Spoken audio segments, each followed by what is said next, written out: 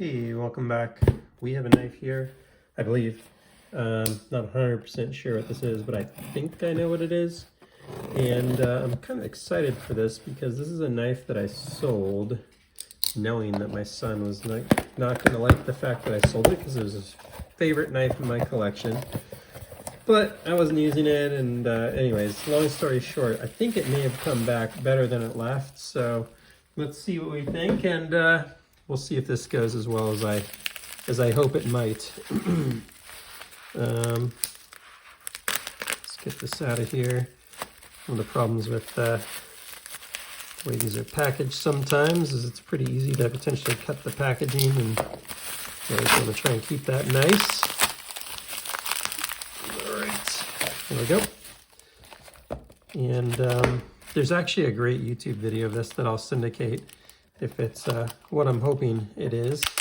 So yeah, this is a Reate XO triple quadruple package. You got a box, bubble wrap, and 2 baggies.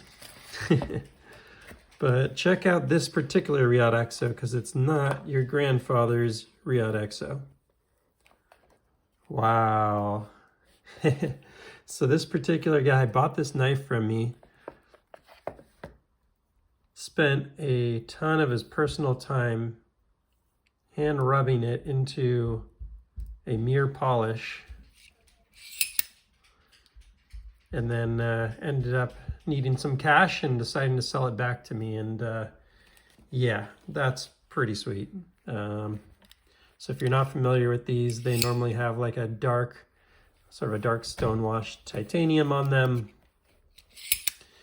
And the blades are somewhere between, they're definitely not like this, very, very polished look to them. They're somewhere between like a satin and, I don't even know how to describe it. But as you can see, this is pretty spectacular. What I'm actually really impressed with is somehow he's also maintaining, right there where it's written LMAX, and in here where it's written serial number 145 and the dates, that all got maintained through this process, which is pretty neat that he was able to do that, because I imagine that would not be easy. Yeah, that looks pretty sweet. Let me zoom out here and then you can see this. Now this was kind of like, I want to say my user, because I didn't really carry it much, but it was sort of my like user XO. So I haven't really had one that I've been using for a while, so it's going to take me a minute to like reacclimate.